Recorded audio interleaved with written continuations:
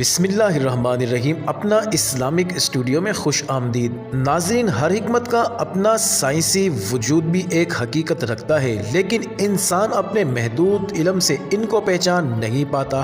اسلام اور سائنس کو متصادم قرار دینے والوں نے تو یہ یقین کر رکھا ہے کہ اسلام جن حقیقتوں کی جانب اشارہ کرتا اور انہیں کھول کر بیان کرتا بھی ہے، یہ نعوذ باللہ فرضی ہیں۔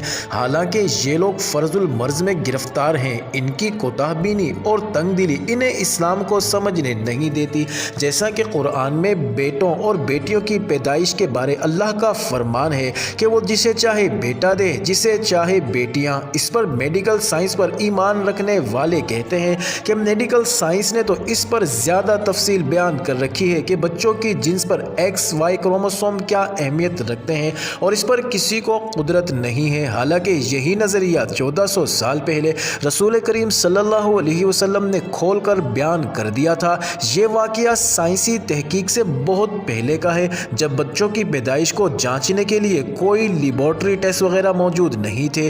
یہ علم اللہ نے اپنے نبی صلی اللہ علیہ وسلم کو عطا کیا تھا کہ آپ صلی اللہ علیہ وسلم یہودیوں کے اس گروہ کے سوال پر یہ حقیقت بیان فرمائیں کہ لڑکی اور لڑکے کی پیدائش میں عورت کے بیضے اور مرد کے جرثومے میں کیا کردار ادا کرتے ہیں۔ صحیح بخاری میں ہے۔ اس سے متعلقہ حدیث کے مطابق یہودیوں نے رسول اللہ صلی اللہ علیہ وسلم سے اسلام قبول کرنے کے لیے ایسے سوالات پوچھے تھے کہ جن میں ایک سوال یہ بھی تھا، اب ہم پوچھتے ہیں کہ عورت مرد کے پانی کی کیا کیفیت ہے، اور کیوں کبھی لڑکا پیدا ہوتا ہے اور کبھی لڑکی؟ آپ صلی اللہ علیہ وسلم نے فرمایا، سنو، مرد کا پانی گاڑھا اور سفید ہوتا ہے اور عورت کا پانی پتلا اور زردی مائل ہوتا ہے۔ جو بھی غالب آ جائے اسی کے مطابق پیدائش ہوتی ہے۔ اور شبیبی، جب مرد کا پانی عورت کے پانی پر غالب آ جائے تو حکم الہی سے اولاد نری نہ ہوتی ہے۔ جب عورت کا پانی مرد کے پانی پر غالب آ جائے تو حکم الہی سے اولاد یعنی لڑکی ہوتی ہے۔ دوسری حدیث کے الفاظ یوں ہیں، جب مرد کا پانی عورت کے پانی پر سبقت کر جاتا ہے تو لڑکا پیدا ہوتا ہے، اور جب عورت کا پانی مرد کے پانی سے سبقت لے جاتا ہے تو لڑکی ہوتی ہے۔ یہ جواب سنتے ہی یہودیوں کے سردار نے اسلام قبول کر لیا تھا۔ یہ حضرت عبداللہ بن سلام تھے جو اللہ کے رسول صلی اللہ علیہ وسلم کی حکیمانہ تعویل سن کر کلمہ شہادت پکار اٹھے تھے۔ انہوں نے عرض کیا، حضور صلی اللہ علیہ وسلم، یہودی بڑے بیوقوف لوگ ہیں، اگر انہیں میرا اسلام لانا پہلے معلوم ہو جائے گا تو وہ مجھے ملامت کریں گے۔ آپ صلی اللہ علیہ وسلم پہلے انہیں ذرا قائل کر لیجئے۔